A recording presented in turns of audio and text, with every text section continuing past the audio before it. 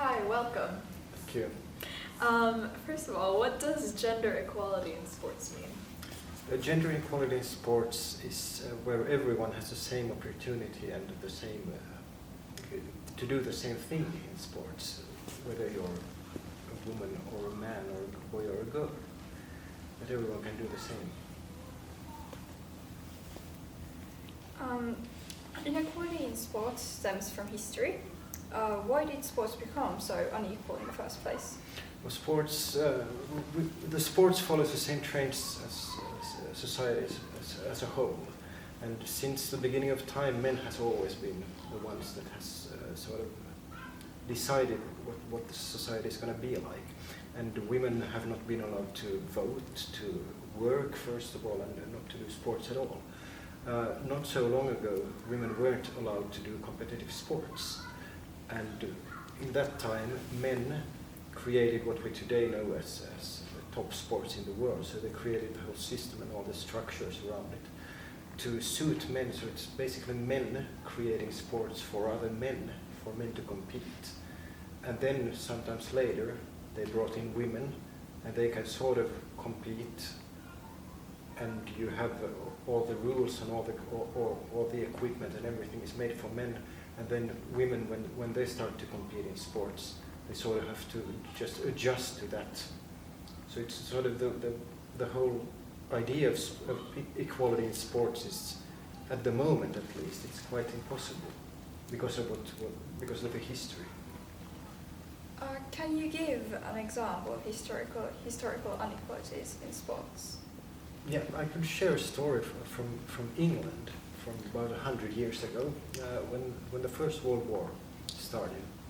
The men left the factories to go out to war, and they also left the sports to go out to war. So the women went to work in the factories instead of the men, and they started playing football in the yard, first during lunch breaks or coffee breaks, and then they sort of enjoyed it, because they hadn't been able to do it before, and now they started enjoying it. And the factory chiefs started looking out their windows and seeing, oh, that looks interesting. Women playing football all of a sudden. And this started growing. It started with one factory, then it sort of spread around. So a lot of factories had women's football teams all of a sudden. And they started competing against each other. In 1917, two teams played each other in front of a crowd of 10,000 people, which is quite a lot, thinking that women hadn't played sports before that. It was, of course, the football crowd was already in place because men had played football before the war. And during the war, this kept growing and growing. And at one point, Dick Corlades from England was playing a game in front of 53,000 people at the same time. 15,000 couldn't get into the stadium because it was already sold out. So nearly 70,000 people wanted to see the game between these two women's teams. And the growth just continued. And at the end of the First World War, there were, I think, 250 women's teams in England alone, playing each other and getting a lot of attention and a lot of crowds watching their games. But then the war ended, and the men came back. The men came back to their workplaces, the factories, and the men came back to their football teams. So the English Football Federation, or Football Association, which is called, had to do something because they were a bit worried what was going to happen with the men's sports now that people were so interested in women playing football. So on December 6th, 1921, the FA, the federation, decided that women weren't allowed to play football anymore on their fields, and their referees weren't allowed to referee in the women's games, which basically means that women couldn't play football anymore. And it was only in 1971, 50 years later, that they lifted the ban. And during this time, the football grew to what it is, the beginning of what it is today, a worldwide big multi-million euro, dollar industry. So men actually forbid women to participate and built a sport that was only for men. In 1971, they allowed women to come back into the game, and in 2008, the English Federation actually issued an official apology for what happened.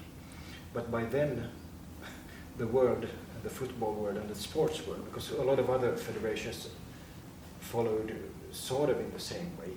They actually may not have put a ban on women's sports, but still, they sort of prioritized men and did everything for them. And that's one of the main reasons why sports looks like it does today, where you basically, if you talk about sports, everyone thinks, oh, men playing sports. If you talk about women's sports, you talk about women's sports. So it's sports and women's sports. And it's all about the history and what happened, for instance, in England. And if you give someone 50 years to build something and then tell the others, well, now it's your turn, you don't have equal terms for anyone. How does inequality in sports impact athletes? Well, in many ways. I mean, we have, as I said, we have the men's sport is the norm, and this means that the goal. If you look at the football field, the whole goal is made according to the male body, which means that for a woman to be in goal, it's a lot harder because physically women are smaller. So it's harder for them to reach everywhere. And then you have all the rules are made for men, but also if you look at all the sports teams and who gets to practice when and where, quite often the boys team and the men's team gets first to get the best times for practice and the best arenas, and then the women and the girls get what's left over. And the same with all the sports clothing, because clothing is designed for men. And then often in some sports still, women just get the sort of, you get the size small or the size medium men's dresses, which don't fit really. And also in some sports and some teams, the men's teams get new jerseys every year. The women get maybe every second, every third year. So there's a lot of things impacting. And this is not talking about the money issue at all, because there with the salaries it's a big difference between women and men. Well, what if you don't identify with your gender assigned at birth? Does that restrict any of the sports that you're allowed to compete in?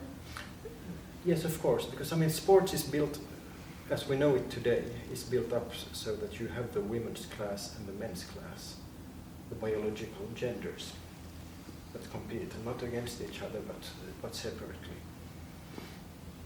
And it's really a difficult situation now, because where are other people going to fit? Where is everyone going to fit in? And I don't have an answer what the future is going to look like, but somehow, and this has to be, somehow you have to come to some sort of decision and some sort of solution that makes to get a sport that's inclusive for everyone, because sports is basically everyone has the right to participate, and somehow all the intelligent and smart people that are in the sports today need to come together and fix this thing, because this is one of the biggest challenges for sports in the coming few years. So a lot of decision makers and highly positioned people in sports are men, and does this impact equality in sports? And how can we narrow down this gender gap? Yeah, it affects sports in a big way, because men has always been in power in sports, and from the beginning they what they had to decide was what's best for men. And then when in the sports, which is an industry at the moment, but within sports, it's often men, and it's often men that are of quite high age, get to the top of the sort of food chain in sports by being there for a long time, and it's some sort of reward for them. Now you're the head of this federation or the head of this club. And then once you get there, you're happy. This is my reward, and maybe you don't want to do anything to force a change, because you have a lot of people have helped you get there, and now it's your time to help them. So it's sort of you're helping each other, and it's a lot of men helping each other. So unfortunately, they don't think that much about women's sports and women's rights. And what we need to do to change the situation is, of course, get more women involved in sports. And often when we talk about sports and why are there so few women, men say, well, it's hard to find women who wants to be part of this, who wants to be part of the decision making in sports. And then they're sort of happy with that answer, because in a way it's sort of then they can keep on working as they do, instead of thinking that why don't the women want to be here? There must be a reason, and it's probably because there's a lot of men and a lot of testosterone power and a lot of manly energy in those rooms that no one else and that those sort of men want to be in.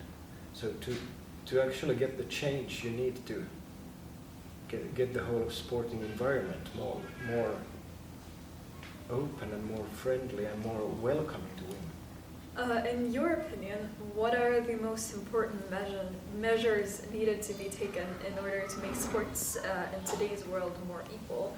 And who is responsible for making these changes? And is there anything any one of us can do to improve the gender equality in sports? Well, I think anyone can do, everyone can do something small, like talking about it. This is a good example. We're talking about this now. We are making a change in this way, because now people get to listen to this, and in this way, small things are going to change, not big things. And you have to start with the small things. Like I said before, if you talk about the sports clubs and their training times and their jerseys, start there where it's easy, where there's no extra cost. Because usually when you start talking about change, the first thing people that don't want to change anything say is, we would love to change that, but we don't have the money. So start with something that don't cost anything, like who gets which training times, because each club has a specific number of training times. Divide them equally. There's no cost in that.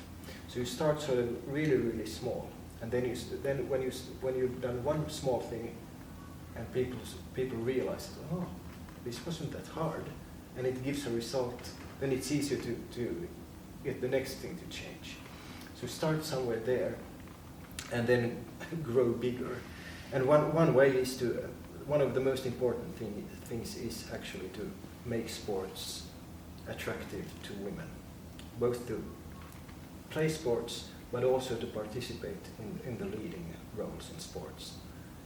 And I think one thing you have to do is get more women to be active and to welcome them into that environment and be part of that change. Thank you. Thank you.